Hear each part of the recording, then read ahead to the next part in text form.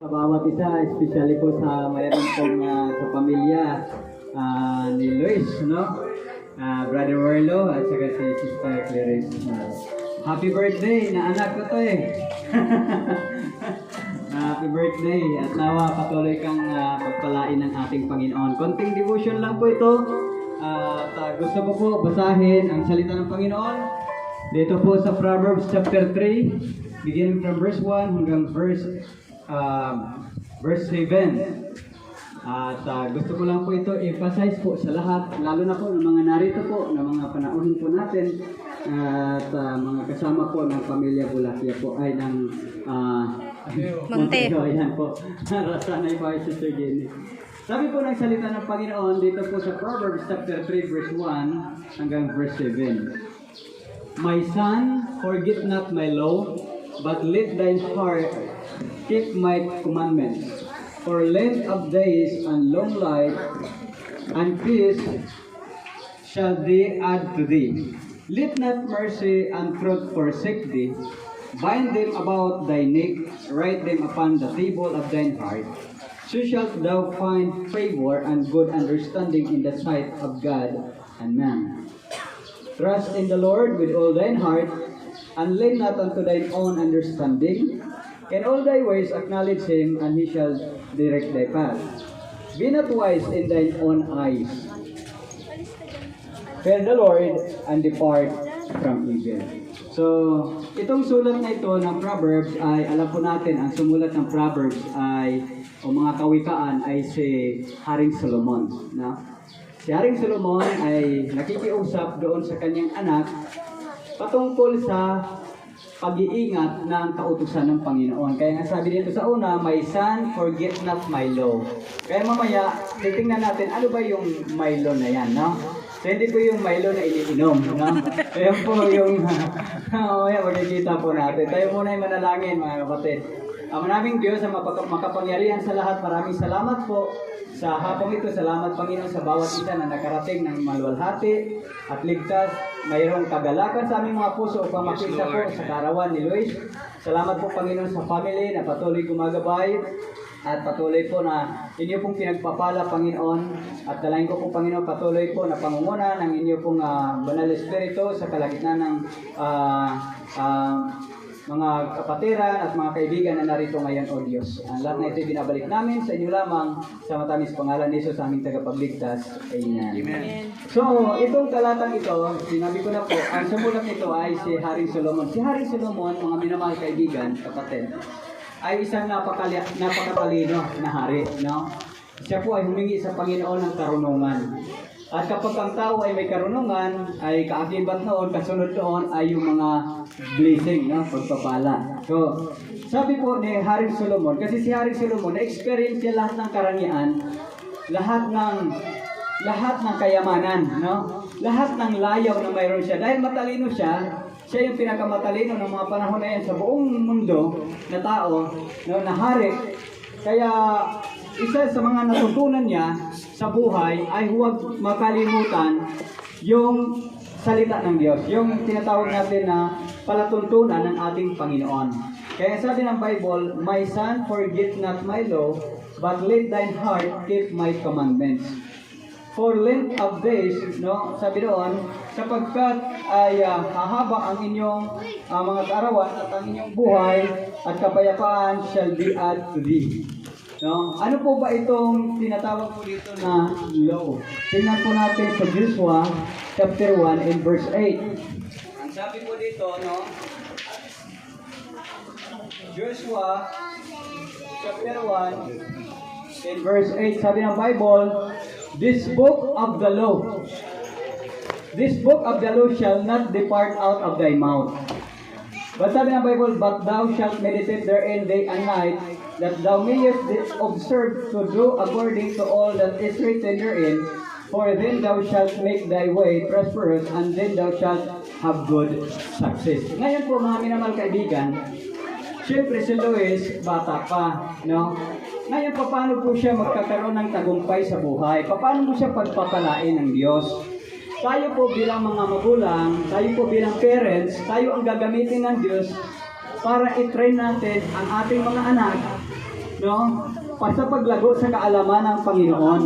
At ang sabi ng Bible, ang kaalaman ng Diyos ay ang kanyang mga salita. Sabi po dito, this book of the law, ang salita ng Diyos. Kaya bilang parents, huwag natin kalimutan na ituro sa Kanya ang salita ng Panginoon. Amen. Alam niyo po, ang salita ng Diyos nagbabago ng buhay. Amen. Kung walang salita ng Diyos, marahil mas malala ang aming buhay ngayon. Pero salamat sa Diyos dahil nasumpungan namin ang biyaya ni Kristo, ay nagkaroon ng pagbabago ang aming buhay dahil sa salita ng Diyos. At marami pong tao ay pinagpalad ng dahil sa salita ng Panginoon. Maraming tao na nasa loob ng bilangguan, ng bilibid, pero nang nakapakinig ng salita ng Diyos, nabago ang kanilang buhay. Amen. Kaya maganda po ng isang bata, kagaya ni Luis, kagaya nitong mga kabataan, habang sila'y lumalaki, ay natuturuan sila ng salita ng Panginoon. Amen. Ngayon ang tanong, paano natin sila papalakihin ng tamang katuruan sa salita ng Diyos? Una po, kailangan po natin magkaroon ng tamang relasyon sa Panginoon. Amen. Okay? Kasi hindi natin matuturuan ang ating mga anak sa tama pong paraan sa paglakad, pagkatakot sa Panginoon. Alam niyo po kung bakit maraming krimen, ang mga bata malayo sa salita ng Panginoon. Walang nagtuturo sa kanila ng tamang paraan ng pamumuhay patungkol sa Diyos. At alam po natin mga minamahal kaibigan ngayon, ang ginagamit po ng krimen ay mga kabataan, mga minor de edad. Dahil hindi pa sila mabibilanggo. Kaya po ang kabataan kapag malayo sila sa Panginoon, ay lalo sila gagamitin ng sanlibutan at ng kaaway natin na si Satanas para gumawa ng krimen. Para sila ay malayo sa krimen, sabi ng Bible, my son forget not my law. Huwag kalimutan ang aking mga palatuntunan, ang aking kautusan. Ang kautusan, huwag ninyong kalimutan ang salita ng Panginoon. Kaya mga parents, no? Huwag natin kaligtaan, ang Bible ay salita ng Diyos na pwede magbago ng ating buhay. Ngayon, paano po tayo magkakaroon ng pagbabago ng buhay? Kailangan natin, nasabi ko na kanina, magkaroon ng tamang relasyon sa Diyos. Bakit po kailangan tayo magkaroon ng relasyon sa Diyos? Kasi lahat tayo mga kapatid, mga kaibigan, naligaw. Napalayo tayo sa Panginoon. Okay? Nang dahil po sa ating kasalanan. Sabi ng Bible sa Roma chapter 3 and verse 23, sapagkat ang lahat ay nagkasala at hindi nakaabot sa kaluwalhatian ng Diyos. Nang dahil sa ating kasalanan, mga minamahal kaibigan, nagkaroon ngayon ng pagitan ang tao at ang Diyos. Kaya ang tao nagsisikap pumunta sa Panginoon. Pero sabi ng Bible sa Matthew chapter 7 and verse 21, hindi ang lahat na nagsasabi sa aking pangalan, Panginoon, Panginoon, ay papasok sa kaharian ng langit, kundi siya lamang na gumagawa ng kalooban ng Ama na nasa langit. Ngayon, paano natin gagawin ang kalooban ng Ama na nasa langit? Sapagkat sabi ng Bible, lahat tayo ay mga makasalanan. At alam po natin mga minamahal kaibigan, ay ang kasalanan na ating nagagawa sa harapan ng Diyos ay mayroong kabayaran. Amen. Di po ba, mayroon tayong mga bagay na hindi natin kayang baguhin. Halimbawa po, mga batas na hindi natin kayang baguhin. Sa chemistry, nag-aaral tayo sa science, kapag halimbawa, tinatawag natin na law of gravity, di ba? Pag pinag-aralan natin law of gravity, anumang bagay hagis natin sa taas, ang bagsak, kasi ang gravity natin nasa baba, hindi yun mababago. Di ba? Sa chemistry natin, ang pag-aralan po yun. Ngayon may tinatawag natin na law of government. Ang law of government, kapag yun ay naitala na po sa gobyerno, hindi na mababago yan. Pag sinabi ng ating batas na huwag kang papatay, ay dapat po huwag tayo gumawa ng krimen o pagpatay. Dahil kapag ikaw ay nahuli na pumatay, ikaw ay huli ng authority, iharap ka sa hukuman, at kapag napatunayan ka, ikaw ay pumatay, ikaw ay papatawan ng kahatulan ayon sa iyong ginawa. Alam ba natin, ang Diyos ay may batas din na sinasabi ng Bible sa Roma Kapitulo 6, talatang 23, no? Sapagkat ang kabayaran ng ating kasalanan ay kamatayan. So mayroon palang bayad ang ating kasalanan, mga minamahal kaibigan. Ang sabi ng Bible, ang kabayaran ng ating kasalanan, kamatayan. Kaya lahat ng tao makakaranas ng kamatayan dahil lahat ng tao ay makasalanan. Kaya wala tayong marahil kilalang tao dito na namuhay ng habang buhay na tao, di ba? No? At ang kamatayan walang pinipili. Bata, matanda, may pinag-aralan, wala, mahirap, mayaman, anumang lahi, anong kulay, nakakaranas ng kamatayan. Pero, ang kamatayan na binabanggit ng Bible ay hindi lang kamatayan ng ating pisikal. Di po ba? Nakikita ninyo sa akin, pisikal po ito, laman. Halimbawa, namatay po ako ngayon, mayroong bahagi ng ating katawan, may element sa ating katawan na maghihiwalay. Yun po yung ating kaluluwa at yung ating laman. Nailiwala po ba tayo may kaluluwa tayo? Amen? Amen. No? Mga bata, no? So, kapag halimbawa namatay ako, maghiwalay yung aking katawan at yung aking kaluluwa. Yung aking katawan, babalik ito sa lupa. Kaya ito mabubulok ito. Yung aking kaluluwa, saan pupunta, Pastor? Sabi ng Bible sa Hebrews chapter 9 in verse 27, itinakda sa mga tao na minsan lang mamatay. Ngunit pagkatapos nito ay paghuhukom. Ngayon, kung ako patay na anong hukuman sa akin? Yung ating kaluluwa. Haharap ang ating kaluluwa sa hukuman ng Diyos at ang Diyos ang matuwid na hukom na hindi natin kayang bayaran ng anumang halaga ng pilak, ginto at salapi sapagkat siya yung nagmamahari ng lahat. Kaya wala tayong may lulusot sa harapan ng Panginoon. Ang sabi po ng Revelation chapter 21 and verse 8, datapot ang mga matatakotin, ang mga di nananampalataya, ang mga kasuklam-suklam, ang mga mamamatay tao, ang mga mapakiapid, ang mga mangkukulam, ang mga sumasamba sa mga diyos-diyosan, at lahat ng mga sinungaling ay matatamo ang kanilang bahagi sa lawa na nagliliyab sa apoy at asopre na siyang ikalawang kamatayan. So mayroon pong binanggit ang Bible, ikalawang kamatayan. Mga minamahal kaibigan, ang ikalawang kamatayan ay dapat natin paghandaan. Ang kamatayan hindi dapat natin katakutan. Okay? So ang ikalawang kamatayan, ito ay naglalagablab sa apoy at asupre, sabi ng Bible. Kaya kapag tinanong ang tao, gusto mo ba pumunta sa impyerno? Walang taong gusto pumunta sa apoy ng impyerno dahil alam natin ang realidad ng impyerno, mainit. Tama po? At ang lugar ng impyerno ay lugar ng pagdurusa. Araw at gabi, sabi ng Bible, magpawalang hanggan. At ayaw ng tao pumunta doon. Pero yun po talaga ang destinasyon natin sapagkat sabi ng Bible, yun ang kabayaran ng ating kasalanan. Pero mga minamahal kaibigan, mayroong magandang balita. Yun po masamang balita. Sabihin natin, Pastor, hindi naman ako sumasamba sa disyusan. Pastor, hindi naman po ako pumapatay ng tao. Pastor, hindi naman po ako nangangalunya. Pero sa isang salita doon, lahat ng mga sinungaling. Ang tanong, sino ba sa atin ngayon dito sa kalangitan ang hindi nakapagsinungaling? Wala, dapat? Sabi ng Bible ay matatamo ang kanilang bahagi sa lawa na nagliliyab sa apoy at asupre na siyang ikalawang kamatayan. Nang apoy ng impyerno may mga uod na hindi namamatay. Ang apoy ng impyerno ay lugar ng kadiliman. No? So, ngayon po, ayaw ng Diyos na tayo ay pumunta doon. Yun po ang magandang balita. Ang magandang balita, dahil wala ang tao magagawa sa kanyang sarili, hindi natin kaya iligtas ang ating sarili sa pamamagitan ng ating sariling kaparaanan, hindi sa pamamagitan ng ating gawa, si Kristo ay naparito para bayaran ang ating kasalanan. Ngayon, ano ang gagawin natin? Anong bahagi natin? Sabi ng Bible sa Romans chapter 5 and verse 8, datapot itinatagubili ng Diyos ang kanyang pag-ibig tungo sa atin samantalang tayo'y mga makasalanan pa, si Kristo ay namatay para sa atin. 2,000 years ago, si Kristo ay namatay para sa ating kasalanan. At inaalala na lang ito mga minamahal kaibigan tuwing Holy Week. Diba ba? Yung tinatawag natin na Semana Santa. Na pinapalabas pa ito sa mga television na si Kristo ay namatay, si Kristo ay nagdusa, si Kristo ay nilatigo, dinuraan, tinuya. No? Para saan? Para sa ating mga kasalanan.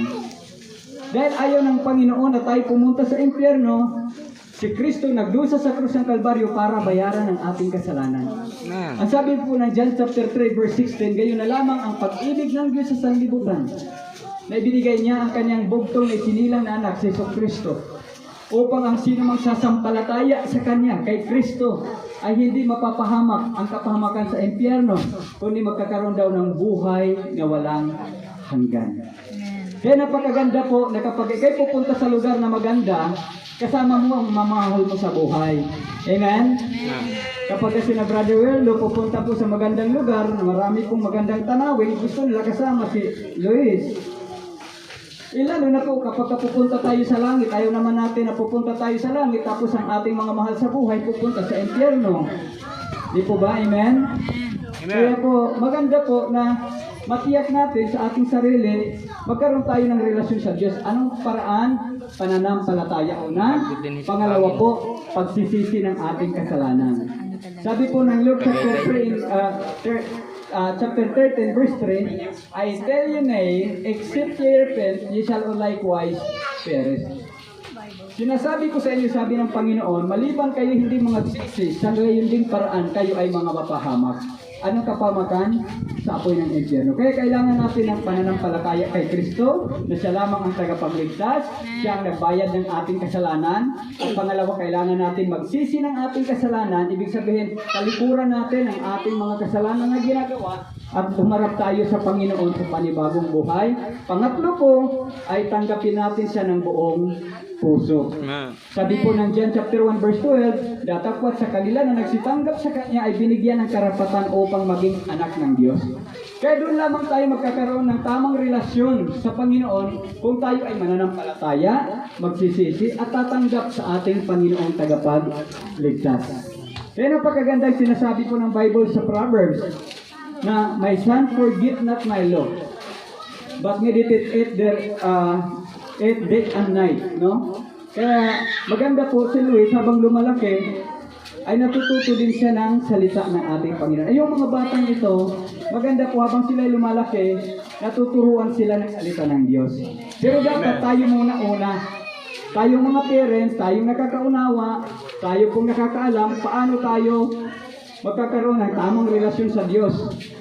Diba? Nabanggit ko na sa inyo, una po, pananampalataya sa Panginoong Kristo. Pangalawa po, pagsisisi ng ating kasalanan. Pangatlo po, pagtanggap sa Kanya ng buong puso bilang ating Panginoon tagapagligtas. At ang pangako ng Diyos doon sa mga mananampalataya, sabi niya, hindi kayo mapapahamak, kundi magkakaroon kayo ng buhay na walang hanggan. Kaya dumating man sa atin ang oras ng kamatayan, hindi tayo matatakot. Sapagkat ang katiyakan ng kaligtasan ay tiyak sa ating Panginoon. Dahil ang ating Diyos na sinampalatayanan ay hindi maaring magsinungaling. Amen? Siya'y tapat na nangako na sinabi niya, ang sino mang sasampalataya sa Kanya ay hindi mapapahamak, kundi magkakaroon ng buhay na walang hanggan. Kaibigan po, sa hapong ito, bago tayo magtapos, nais ko lamang po na hilingin ang bawat isa na yumuko, no, at ipikit natin ang ating mga mata bago tayo magtatapos. At lahat po nagnanais na tanggapin ang ating Panginoon na tagapagligtas at pagsisihan natin ang ating kasalanan, no, ay maaari lamang sundan ninyo ang panalangin na ito. Buong puso. Ayaw natin na tayo mapunta sa impyerno. Simple lang ang ginawa ng Panginoong Kristo na kaligtasan, tanggapin lang natin siya. Kapag tinanggap natin siya, magkakaroon tayo ng tamang relasyon sa Diyos. Ikaw ay magiging anak ng Diyos, tayo ay kanyang, siya ating magiging ama, tayo kanyang magiging mga anak. Yan ang pangako ng Panginoon. Tayo manalangin, mga nais pong tumanggap sa ating Panginoon sa hapong ito, maaari lamang sundan ninyo ang maikling panalangin na ito. Ang kinin po natin na ang panalangin na ito ay buong puso na ang ating kausap ating Panginoon na sa langit at tinatanggap natin siya, no, ng buong puso natin. Sige tayo manalangin.